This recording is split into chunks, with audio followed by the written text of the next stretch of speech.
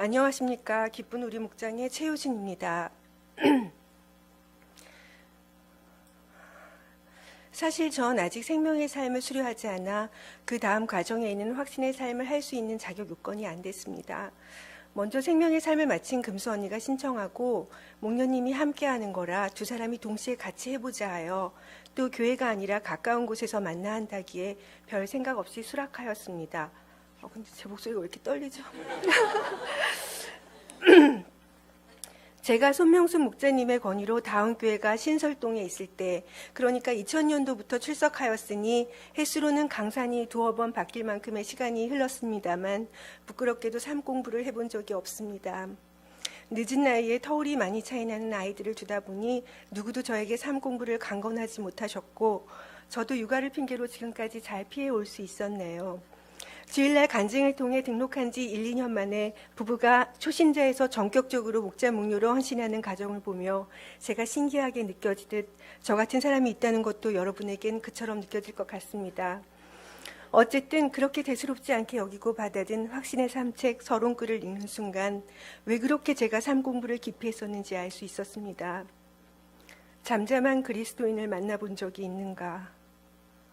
전곡을 찌르는 이 질문에 차갑지도 뜨겁지도 않은 하나님이 가장 싫다 하시는 미지근한 나의 믿음과 마주해야 한다는 그 자체가 불편하고 두려웠던 것 같습니다.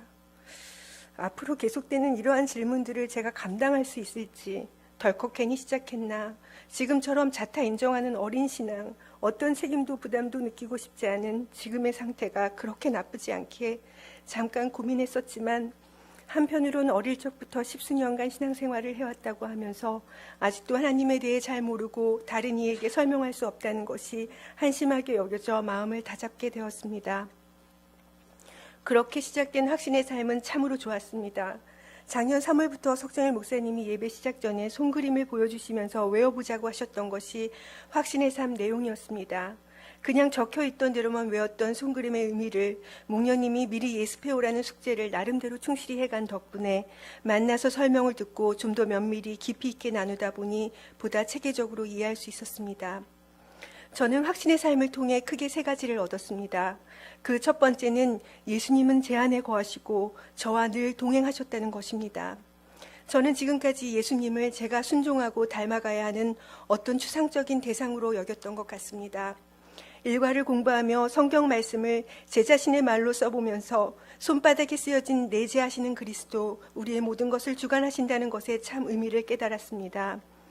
일찍이 공자가 말한 지천명이라는 나이를 목전에 두고 평범하다 생각했던 저의 삶을 되짚어보니 결코 순탄한 것만은 아니었음을 새삼스레 느끼게 되었습니다. 견디기 힘들 만큼 혹독한 시련과 아픔이 저에게도 있었더라고요. 저를 분노하게 하고 피 끓게 하는 사람들을 제 스스로 단죄하려 하여 그야말로 몸부림치던 시절도 있었습니다. 그런데 그때마다 하나님은 그건 내 몫이 아니라고, 넌 그냥 더 낮은 곳에서 기도하라고, 긍휼히 여기라고, 화목하라고, 사랑만 하라고 하셨습니다. 믿음이 없는 시댁 식구와 정신력은 강한데 사고의 유연성은 없는 자수성가한 남편, 그리고 터울 많은 세 자녀를 키우며 저는 이경준 목사님이 설교 시간에 자주 말씀하시던 의지적인 사랑이 절대적으로 필요했습니다. 전 제가 스스로 용쓰며 살아왔다고 생각했는데 그게 아니었더라고요. 이제서야 그 모든 일, 그 모든 순간에 예수님께서 함께 하시지 않으셨던 적이 단 한 번도 없음을 깨닫게 되었습니다. 예수님은 바로 내 안에 계시고 사랑이시며 내가 예수님께 나의 모든 걸 맡기고 나의 삶 가운데 예수 그리스도께서 드러나시도록 내가 선택할 때 나를 그 사랑의 통로가 되게 하시고 성령의 아름다운 열매를 맺게 하심을 알았습니다. 확신의 삶을 통해 얻은 두 번째는 그렇게 어렵게만 느껴졌던 경건의 시간이 이제는 매일 아침을 시작하는 습관으로 자리를 잡았다는 것입니다. 확신의 삶 경건일기 순차에 따르면 기도하고 찬송 한두 곡을 부르게 되어 있는데 너무 좋더라고요. 어렸을 적 의미도 모르고 부르던 그 가사들이 새록새록 제 마음에 와 박히는 것 같아 한 곡만 더 하다 보면 어느새 30분이 훌쩍 지나버릴 때도 있었습니다. 그런데 문제는 제가 음치에 박치에 고음 불가라는 것입니다. 그래도 가사를 음미하며 부르니 저는 괜찮았는데 하루는 남편이 아까부터 깨어 있었다고, 금방 끝나겠지 하고 눈 감고 있었는데 기다려도 끝나지 않을 것 같아 일어났다며 적당히 하라고 하더군요. 하지만 그에 굴하지 않고 그 다음 날도 그리고 지금까지 저는 계속 그렇게 하고 있습니다.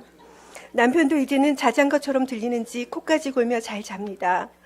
어쨌든 그러고 나서 말씀을 읽고 묵상합니다. 매가 때마다 이어지는 삶을 관통하는 질문들을 답하며 그 답이 우리가 익히 아는 지성과 경험과 전통에 있지 않으며 오직 성경에서 하나님의 지혜에서 얻을 수 있음을 알게 되었습니다. 여기서 또 한 가지 부끄러운 고백을 하자면 전 아직까지 성경을 처음부터 끝까지 제대로 읽은 적이 없습니다. 시도는 여러 번 하였으나 의지박약으로 중도에 포기하기 일쑤였습니다. 하지만 사도행전에 나오는 디모데, 아볼로와 같은 인물들이 사람들에게 거침없이 복음을 전할 수 있었던 건 어릴 적부터 성경을 공부하고 성경에 능통했기 때문이라는 걸 알게 되었습니다. 말씀이 내 안에 있어야 죽게 범죄치 않고 말씀 위에 바로 서야 고난 가운데서도 흔들리지 않는 굳건한 믿음으로 하나님만 바라볼 수 있음을 깨닫게 되었습니다. 확신의 삶을 통해 얻은 마지막 3번째는 기도응답입니다. 마침 다니엘 금식 기도가 겹쳐 기도 수첩에 2가지 기도 제목을 써넣었는데요. 첫 번째는 남편이 복음을 받아들이는 것과 언니의 신앙 회복이었고요. 두 번째는 집안의 제사를 제가 떠맡지 않게 되는 것이었습니다. 먼저 두 번째 다소 수동적인 기도 제목은 보다 능동적으로 저희 집에서 추도 예배를 드리게 되는 것으로 응답받았습니다. 말씀드렸듯 시댁 식구들이 믿음이 전혀 없고 강팍하며 남편도 별반 다르지 않고 삼형제 중에 막내임을 감안한다면 얼마나 많은 우여곡절 끝에 이루어진 기적 같은 응답인지 짐작이 가실 겁니다. 저희 세 아이들 말고는 믿음이 없는 시댁 식구들이 다 모인 자리에서 난생 처음 추도 예배를 그것도 제가 주도적으로 해야 한다는 게 부담은 되지만 불안한 마음은 없습니다. 남편의 지지를 받는 홈그라운드이기도 하고 하나님이 이것을 허락하실 땐 감당할 수 있는 능력도 같이 주심을 믿기 때문이죠. 이제 첫 번째 기도 제목으로 돌아와 제 남편은 축구를 아주 좋아하고 또 잘했습니다. 6개월 후부터 교회에 나가겠다던 결혼 전 약속은 온데간데 없고 집 근처 순복음교회 축구팀 용병으로 가서 뛰기 시작하더니 몇 년을, 그 다음엔 사회인 야구에 빠져 몇 년을, 또 그 다음엔 조카 진영이를 돕는 일로 몇 년을, 참 오래도록 우리 다운교회가 가정교회로 전환한 이후 줄기차게 VIP로 있는 상태이고요. 그것이 제겐 오랜 숙제였습니다. VIP라고는 하나 한 달에 한 번은 저희 집에서 목장 모임하는 것을 적극적으로 수용하고 도왔습니다. 사실 남편은 친한 친구나 후배들조차도 웬만해선 집으로 잘 들이지 않고 귀찮은 것을 딱 싫어하는 스타일이라 이것만 해도 참 감사한 일이었지만 남편은 친교 이상으로 그 모임을 생각지 않았습니다. 확신의 삶 마지막 단원에 이런 말이 있습니다. 기도한 후에는 기도보다 더 많은 것을 할 수 있지만 기도할 때까지는 기도 이상의 아무것도 할 수 없다. 저는 교제에 나온 대로 나의 전도를 거부하는 사람들과 나의 전도를 용납하는 사람들을 나눠 각각 5명씩 쓰고 전자는 이름을 불러가며 기도하고 후자는 좀 더 구체적으로 그들에게 예수님을 어떻게 전해야 할지 방법을 알려달라 요청하였습니다. 그 즈음에 생명의 삶 수강 모집 광고가 나왔는데 뜻밖에도 목자님이 목장 식구 전원이 목장 모임 차원에서 삶 공부를 하는 게 어떻겠냐 제안하셨습니다. 옆에 있던 목녀님이 말도 안 된다며 펄쩍 뛰는 것을 보며 그렇지 아무래도 어렵겠지 하며 집으로 왔는데 잠들 때까지도 너무 좋은 기회라는 생각을 떨칠 수 없어 그 다음날 이른 아침에 목자님에게 그 제안이 너무 좋은 것 같으니 여러 가지 힘든 상황에도 염치불구하고 추진해 주실 것을 간곡히 부탁드렸고 예스라는 확답을 받았습니다. 그리고 우리 확신의 3팀 3명이 손을 맞잡고 기도했습니다. 목장에서 공개적으로 목사님이 얘기를 꺼내셨을 때 남편은 예상과 전혀 다르지 않게 반응하였습니다. 나는 예수도 모르고 알고 싶지도 않다. 목장 모임도 사람들이 좋으니 만나서 살아가는 얘기를 하는 거지. 난 교회가 불편하다. 실제로 교회에서 찬양하는 걸 들으면 북한에서 김일성 찬양하는 것처럼 들린다고 했었던 사람이었으니 실망하지 않았습니다. 오히려 싫다라고 이런저런 거절할 수도 있는데 구구절절 얘기하는 걸 보니 이 사람도 나처럼 미리 겁먹고 용기를 못 내는 건 아닐까라는 생각이 들었습니다. 한 열흘 정도의 시간이 더 있었기에 퇴근하지 않고 매일 기도했습니다. 그 후부터 남편은 제가 자기야 부를 때마다 화들짝 놀라며 왜? 무슨 말 하려고? 하며 저와 1m 미만에 가까운 거리에 있지 않으려 애쓰며 이 방 저 방으로 피해 다니더군요. 화요일 저녁반 개강을 며칠 앞두고 저는 남편에게 불쑥 화요일 저녁 시간을 나와 함께하면 남은 요일이 편안해질 거라는 아름다운 제안을 하였습니다. 남편의 입가에 미소가 번지며 기다렸다는 듯이 쭉 생각했노라고 다 참석하는 것은 부담스러우니 2주에 한 번씩만 가는 걸로 하자더군요. 말끝에 마음이 바뀌면 계속 나갈 수도 있다는 말과 함께요. 이렇게 남편, 언니, 조카 진영이, 친구 정혜까지 나의 전도를 용납하는 5사람 중 4명이 삶 공부에 동참하게 되었습니다. 정말 멋지지 않나요?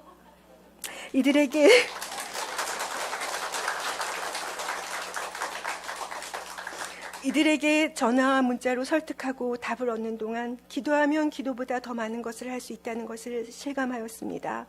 하루 종일 고된 일로 힘든 가운데 퇴근하자마자 바로 목원들을 인솔해 주시는 강한식 목자님, 신학기라 너무 바쁜 상황에서도 우리를 위해 기꺼이 시간을 내어준 은신 목녀님, 우리 가족을 위해 바쁜 와중에도 동참해준 한강렬 집사님과 이 모든 일에 단초가 되어주고 응원해준 금수 언니, 그리고 우리 목장 식구들을 위하여 끊임없이 기도해 주신 일대 목자 김태정 장로님과 정아 초녀님, 모두의 도움이 참 고맙고 무엇보다 이 모든 것을 주관하신 하나님께 감사드립니다.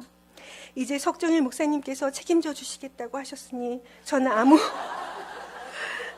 염려하지 않고 기도만 할랍니다. 생명의 삶을 마치고 자신의 삶을 좀 더 가치 있는 일에 쓰고자 항상 노력하는 제가 가장 사랑하는 남편이 제 대신 이 자리에 서 있기를요. 이상으로 소감을 마치겠습니다. 감사합니다.